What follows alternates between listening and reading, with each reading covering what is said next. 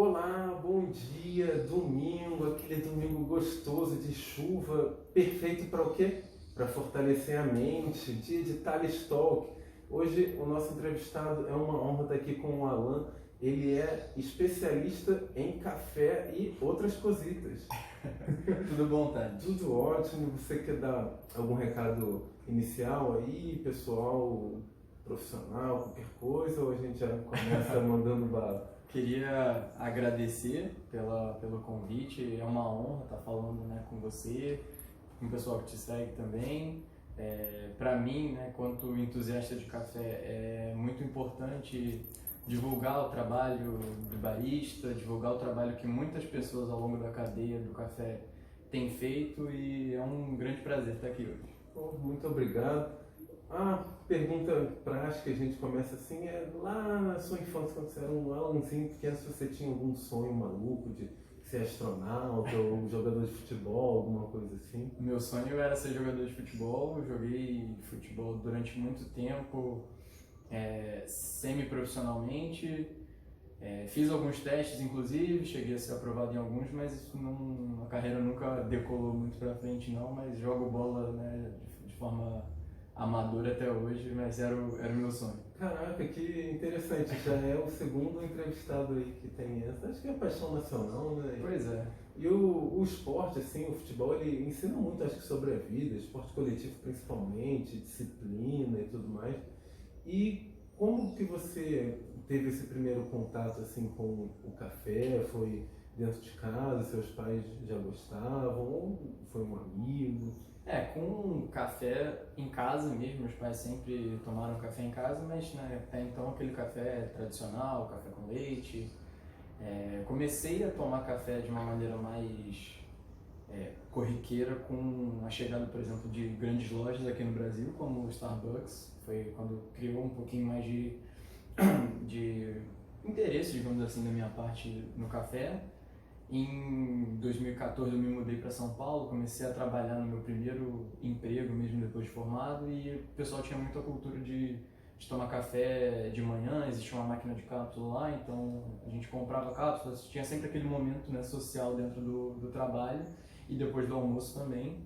E aí foi criando uma curiosidade, né, ainda mais que existiam vários tipos de cápsulas, vários sabores diferentes e tudo, e isso foi chamando a minha atenção, minha curiosidade para querer conhecer um pouco mais.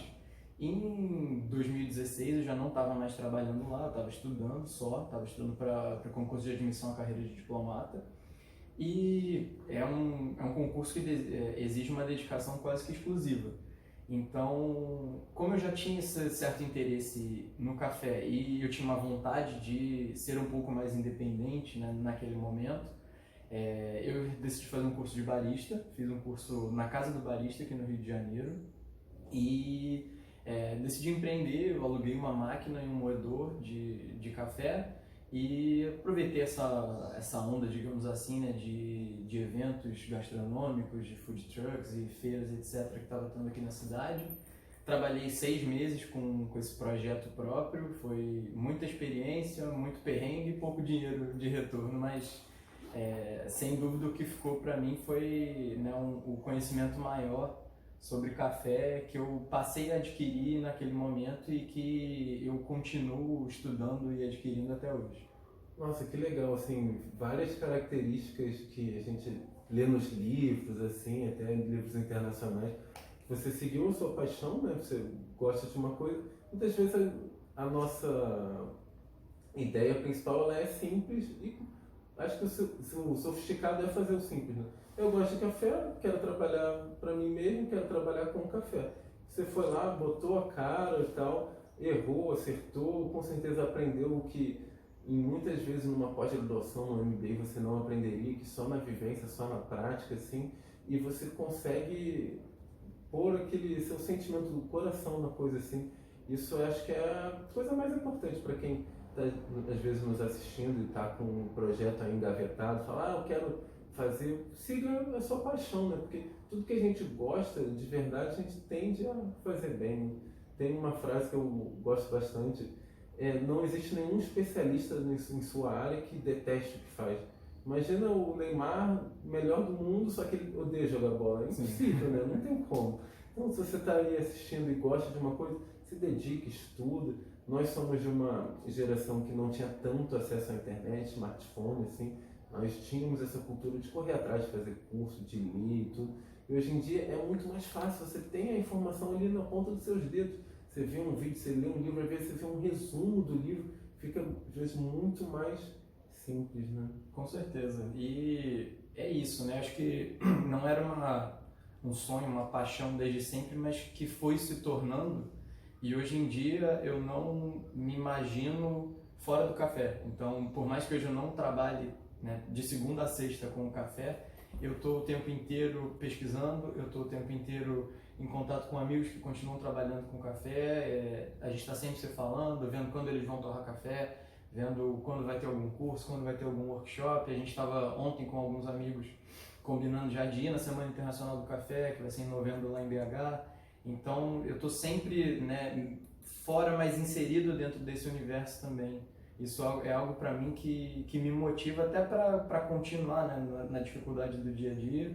Muitas vezes a gente precisa deixar as coisas que a gente ama um pouquinho de lado, são conjunturas da vida, mas ao mesmo tempo a gente vai tentando levar as duas coisas juntas. Perfeito, né? Aquela quarta-feira chuvosa no engarrafamento que você fala assim, nossa, o que eu estou fazendo aqui? Você lembra daquele momento de sábado valeu a pena? Ou você já se transporta para a próxima semana e fala, ah não, dia tal vou estar fazendo ali aquela coisa que eu amo. Então, às vezes não dá pra gente ter uma vida perfeita assim, mas vendo um todo, vendo um propósito, o copo meio cheio assim, fica tudo muito mais simples, né? Com certeza. E eu tô vendo que tem algumas coisas ali daqui a pouquinho pra gente demonstrar. Nossa, que realmente, que equipamento. Esse aqui todo mundo conhece, que é o coador de papel. Esse daqui é o Melita tradicional.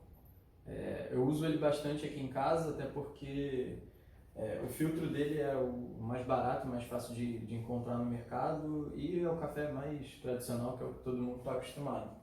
Mas também tem outros equipamentos aqui. Eu tenho um moedor caseiro, então eu sempre compro café em grão e faço a moagem em casa. Eu consigo regular a granulometria, né, a espessura dos grãos depois de moídos.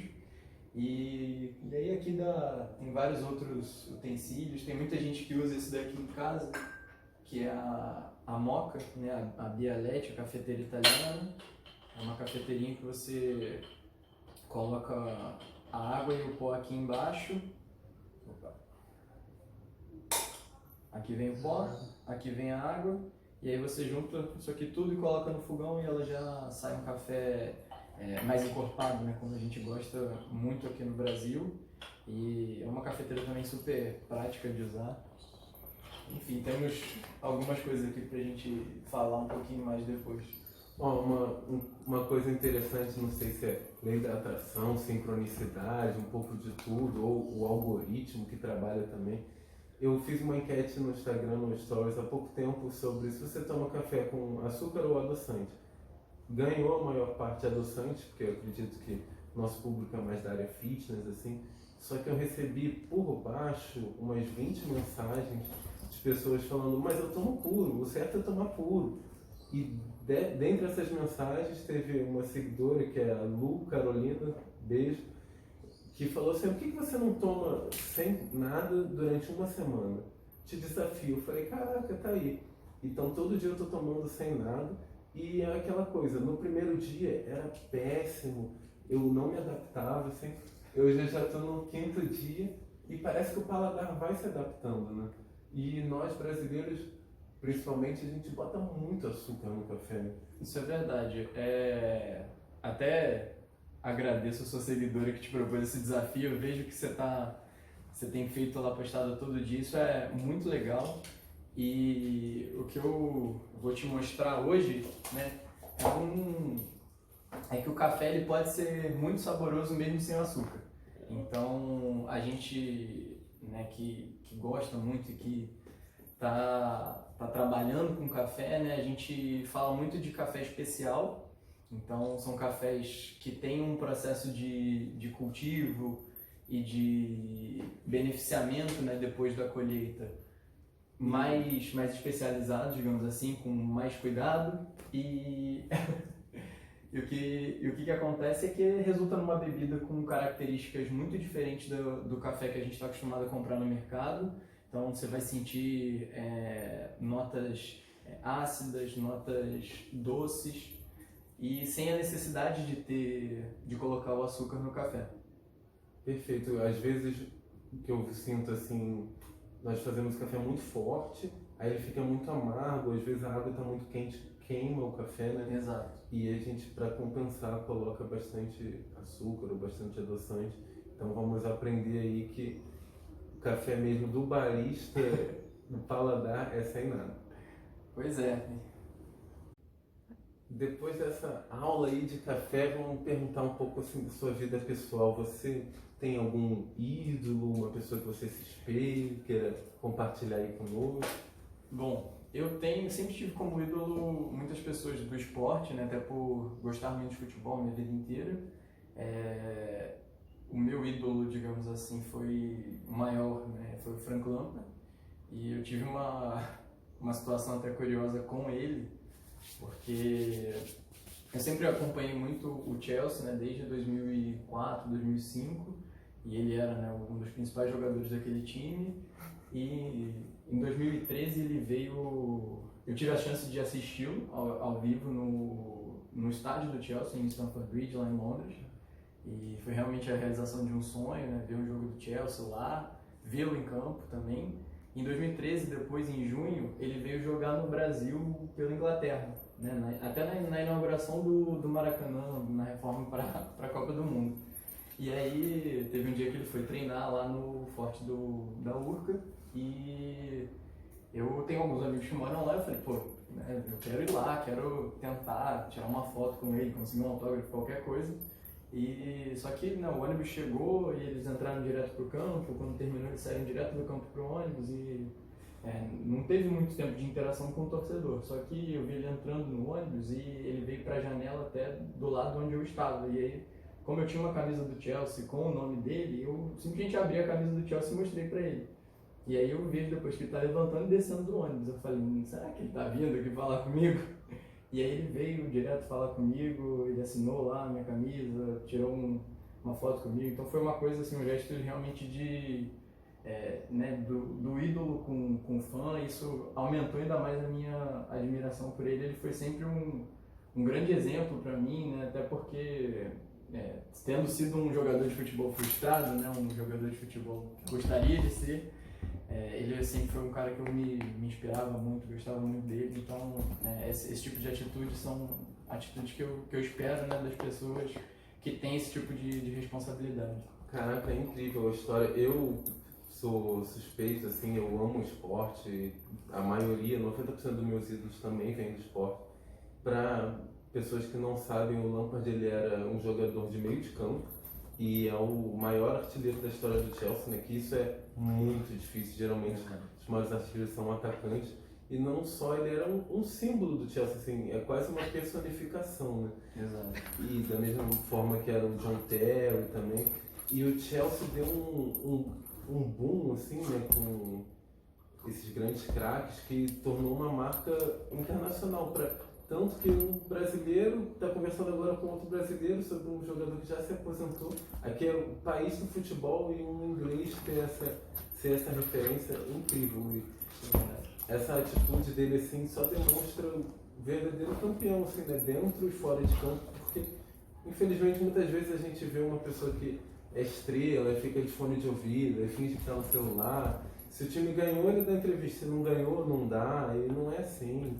Eu lembro que ele chorou na época da Champions League, assim, você vê a emoção, é quase que um torcedor dentro de campo, assim, muito legal essa história, gostei bastante. Que bom, é realmente uma recordação que eu guardo com muito carinho, né, e é algo que me marcou realmente positivamente e que eu vou levar sempre comigo quando eu olho a foto, quando eu lembro do momento. Eu gostava de jogar com ele no videogame, né? Quando ele lembra, nossa, eu acho que tá de fora da área. Com certeza. Era muito bom. Um livro, você tem algum livro favorito que você recomende para as pessoas, algo que te marcou? Eu gosto de ler bastante, mas um livro que eu li esse ano que me marcou muito foi 100 Anos de Solidão, do Gabriel Garcia Marques. Brevemente é uma história de uma família, né, numa cidade fictícia, e à medida que a história vai se desenrolando, a família, né, vai aumentando, e muitos dos personagens têm o mesmo nome. Então, são muitos Aureliano Buendia, são muitos José Arcádio Buendias, e o mais interessante da história é que no meio você já não sabe muito bem se ele está falando do pai, se ele está falando do filho, se ele está falando do neto, e as coisas vão acontecendo lá na cidade e fica sempre uma confusão, mas ao mesmo tempo te dá uma vontade de ler cada vez mais. É um livro que ganhou inclusive o Nobel de Literatura pro Garcia Marques, e foi um livro que eu li esse ano que me marcou muito, eu gostei muito. Tá aí, vou anotar e vou ler com certeza, porque a cada vez mais eu tenho aprendido muito com os livros, assim, e eu vejo que essa geração um pouco mais nova não tem tanto esse hábito, né? Tem mais o hábito do YouTube ou da rede social, e tem coisas que a gente só aprende nos livros, né? Às vezes a pessoa dedicou 15 anos, 12 anos da vida dela para colocar aquele conhecimento, aquela emoção, e mesmo que seja uma ficção, você aprende, você ganha vocabulário, você ganha cultura. E nossos avós liam, nossos bisavós liam, nossos pais liam, só que parece que essa geração está, principalmente aqui no Brasil, está um pouquinho deixando esse hábito de lado, né? Agora aquela velha coisa de rapidinhas que a Marília Gabriela fez, e eu simplesmente adoro. Falar a primeira coisa que vem assim na sua cabeça. O que você diz sobre cachorro? Gostei. Eu amo cachorro, sou apaixonado, sempre tive muitos, e agora eu tenho essa coisinha aí, a foca. Cachorro realmente é tudo de bom. Planos para o futuro? Mudanças em muitos aspectos que estão se encaminhando já para o ano que vem. Talvez mudança de carreira, talvez mudanças físicas, mudanças. Perfeito. Uma frase, você tem alguma frase para compartilhar com a gente? Ixi, agora não pegou experiência. Ou então pode ser um sonho. Um sonho é ter a minha própria cafeteria, ter o meu próprio negócio de café. Não necessariamente uma cafeteria, mas ter o meu negócio de café. E expandir um pouco mais a cultura do bom café no Brasil e no mundo. Nossa, adorei. Conhecendo você agora um pouquinho melhor, tenho certeza que esse sonho vai se tornar realidade. Um dia eu vou sentar lá com a tecnologia, pode ser de agora, pode ser do futuro, a gente vai tomar um café junto. Com certeza. Queria te agradecer, e agora a gente vai partir para a melhor parte, que vai ser a demonstração e degustação. E agora a melhor parte, vamos à demonstração / degustação. Que celular não tem cheiro, mas esse cheiro aqui tá inacreditável. O café a gente não, né? O Alan vai fazer na hora, que é outra vibe. Então, vamos lá. Primeiro, esse café foi um grande amigo meu que trouxe para mim, um café que foi torrado em Portugal, e ele é da Guatemala, então é um lugar que produz muito café muito bom. E aí a gente trabalha sempre com uma proporção de gramas de café para gramas de água. Então, normalmente eu coloco para cada grama de café 15 gramas de água. E para as pessoas aqui no Brasil isso já seria considerado um chafé, um café bem fraco, mas é porque as características desse tipo de café são características realmente para a gente sentir muito mais aromas e sabores do que ter aquela potência, aquele amargor na boca. Esse café tem muita doçura e uma certa acidez, mas é uma acidez bem gostosa. Então, ele é ideal para tomar sem açúcar.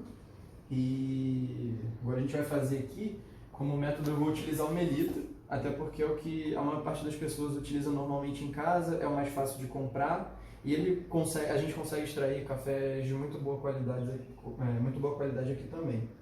E só para mostrar, eu utilizo essa chaleirinha aqui, mas essa já é uma chaleira realmente profissional, que eu utilizo inclusive em eventos e tal.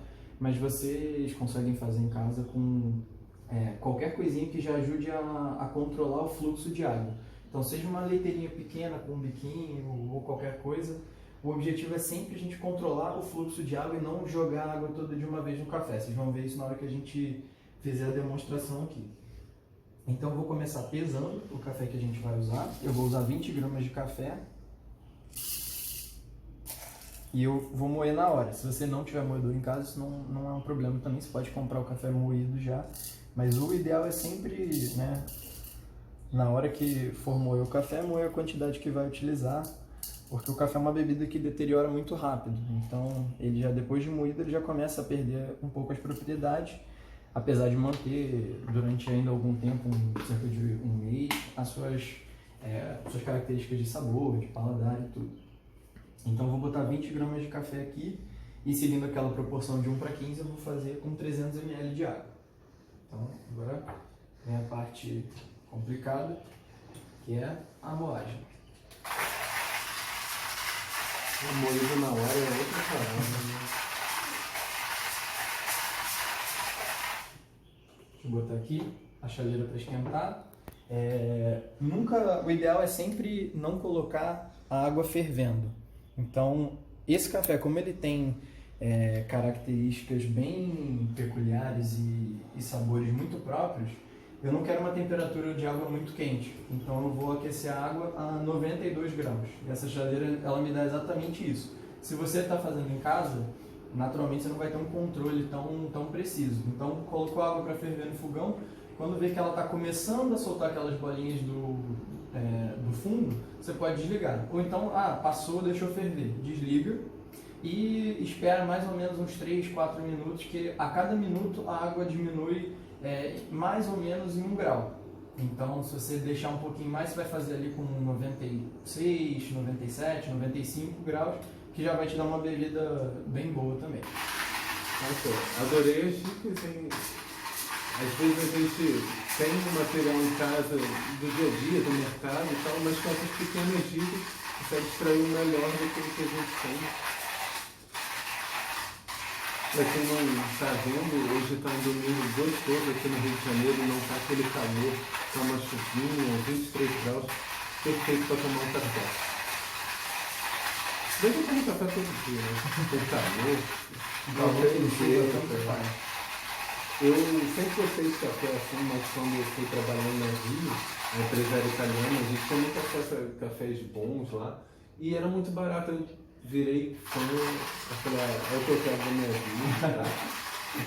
Aí a minha querida sogra me deu uma máquina de cápsula também, deu uma alavancada ali.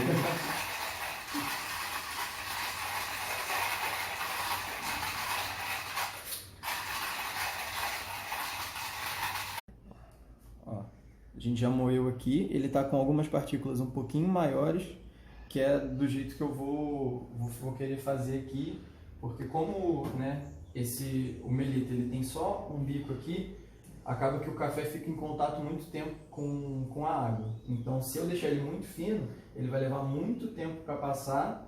Por um lado é bom porque ele vai extrair mais cafeína, mas por outro lado o sabor dele não vai ficar tão gostoso. O meu objetivo com o café especial não é tanto a cafeína. O café que a gente usa para o café especial é sempre o café arábica, que tem muito menos teor de cafeína do que o café conilon. O café conilon é outra variedade e, né, nesses cafés do mercado que a gente compra, a gente sempre encontra um blend, né, uma mistura de café conilon com café arábica. Então, nesse aqui, o que eu quero é realmente sabor muito mais do que cafeína. Então, o meu objetivo é extraí-lo da melhor maneira possível. Então, a gente vai começar aqui. Uma dica que todo mundo pode fazer em casa é escaldar o filtro e o recipiente antes de fazer. E por que a gente faz isso?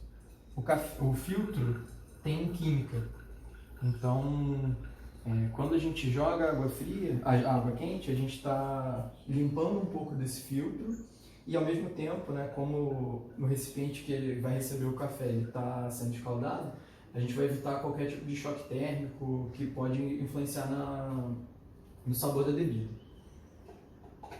Essas pequenas dicas realmente fazem toda a diferença no resultado final, né?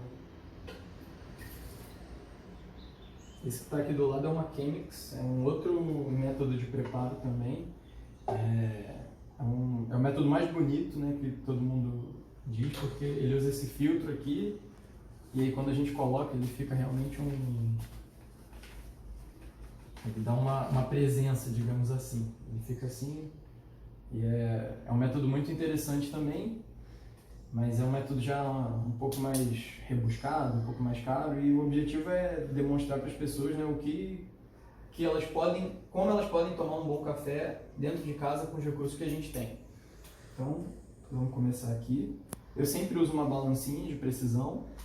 Essa daqui é uma balança de uma marca japonesa chamada Hario. Eles fazem muitos componentes para café. De um lado, ele me dá, né, literalmente o peso, e ele vai em 0,1 de grama, e aqui ele me dá o tempo. Então, são duas variáveis que para a extração de café são muito importantes a gente controlar. Então, eu vou começar aqui. Eu estou achando isso tudo muito fascinante. Minhas 20 gramas de café.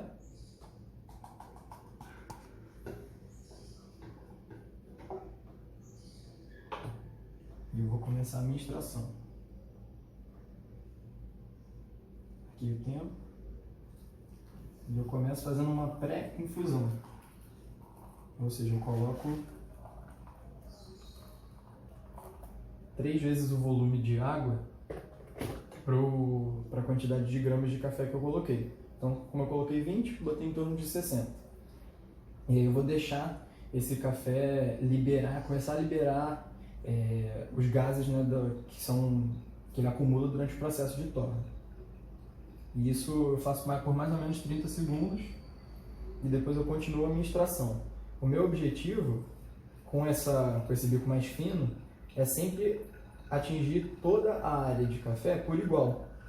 Então, quando você estiver fazendo em casa também, procura algo que te ajude a controlar um pouco melhor o fluxo para que a extração seja por igual. Se a gente joga tudo de uma vez, você vai fazer um furo no meio do seu café, e o café vai passar muito rápido. Então, esse não é o nosso objetivo. O objetivo é realmente extrair tudo que o café tem para oferecer. Então, aqui eu já fiz uma segunda jogada de água, já estamos em 230 gramas, eu vou terminar a minha extração com 300 gramas de água, em torno de 2 minutos e um pouquinho.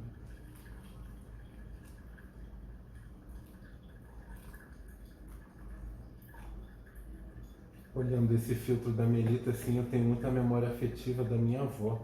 Eu, na casa dela, ela passava café nesse filtro igualzinho. O Melita acho que é o mais utilizado, né, no Brasil. E ele produz um sabor de bebida muito interessante, é muito bom. O aroma que está vindo aqui é coisa de louco. E é legal de ver que a cada gotinha que vem aqui, a cada 10 segundos vai mudando os números, você consegue ter um controle. Né?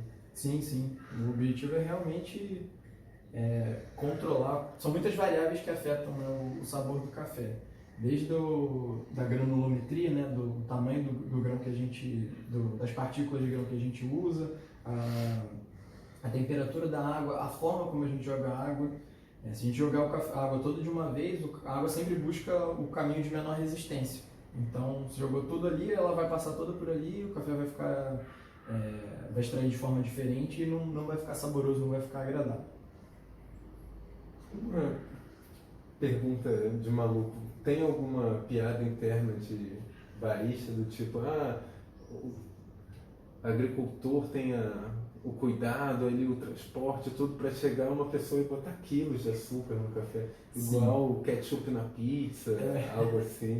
A gente sempre comenta, né, ainda mais assim, para as pessoas que trabalham com café de especialidade, com café especial, a gente tenta sempre dar o melhor trabalho possível a esse grão, porque existe toda uma cadeia para trás. Então, lá desde do cuidado do agricultor lá na lavoura, de fazer o adubo, de fazer a colheita de maneira seletiva. Esses grãos muitas vezes são catados manualmente, um a um. Tem um cuidado muito grande, né, por trás, para chegar lá no final, o cara tacar um monte de açúcar, tacar adoçante. E aí, às vezes, muitas vezes, né, a gente incentiva as pessoas, olha, tá aqui o açúcar, tá aqui o adoçante, mas a gente incentiva que você tome o café puro, sem nada. Mas aí vai de cada um. Muitas vezes a gente fica assim, pô, o cara botou açúcar, nem experimentou. A gente fica um pouco sentido, digamos assim.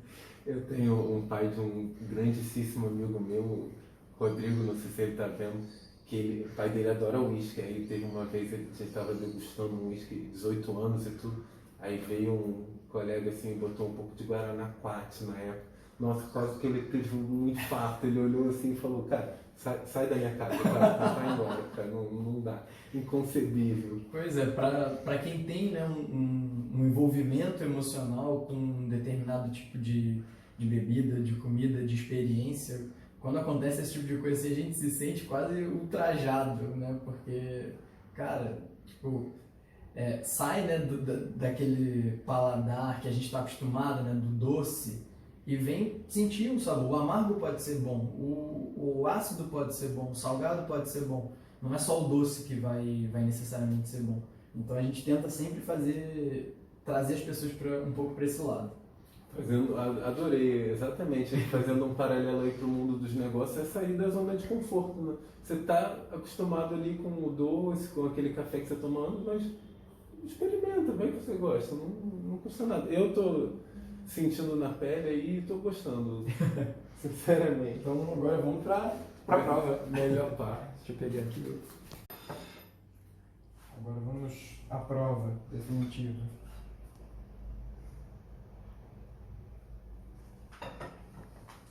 Obrigado. Nossa, xícara linda.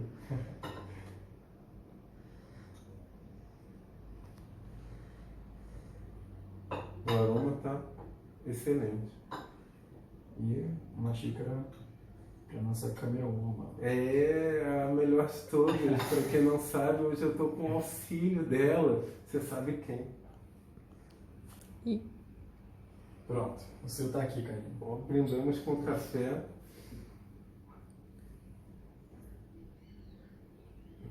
Sem edição, vida real, tá excelente, maravilhoso. Nem precisa de adoçar nem um pouco. E completamente diferente do café de padaria, assim. É um café mais delicado, né? Se você olhar a cor dele, é uma cor bem translúcida. Então, né, pra gente aqui no Brasil já seria quase um crime. Porque a gente está acostumado com café bem escuro, bem amargo, e é o oposto. E não é tão quente também, né? Até porque a gente faz uma temperatura mais baixa, ele já repousou um pouco, mas já não chega agredindo a boca. Não, tá excelente. Eu não tenho esse paladar aguçado, assim, apurado, né? Mas eu consigo sentir frescor, consigo sentir o adocicado. Você que está vendo aí, se despertou esse interesse, vai numa cafeteria boa aí na sua cidade, se não tiver. Vai na cidade do lado, faça disso uma experiência.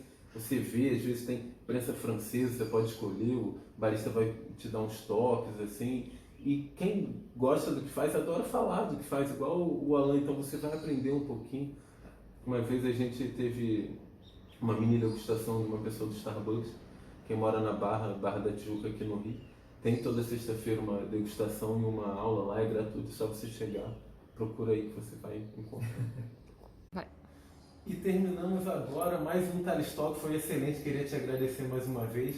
Que café maravilhoso, que aula. A cada entrevista a gente aprende um pouquinho. E qual será o próximo? E se você tem alguma sugestão, bota aí nos comentários. Queria te agradecer também pela oportunidade, Thales. Desejar ao pessoal que está assistindo, se quiser entrar em contato também, né, boto minhas redes sociais aí à disposição. Se quiser trocar uma ideia sobre café ou sobre qualquer outra coisa. E é isso, desejo muita sorte e muito sucesso para você, para o Talistalk, para o seu canal. E foi um grande prazer. Obrigado. Tchau, galera. Até a próxima. Valeu.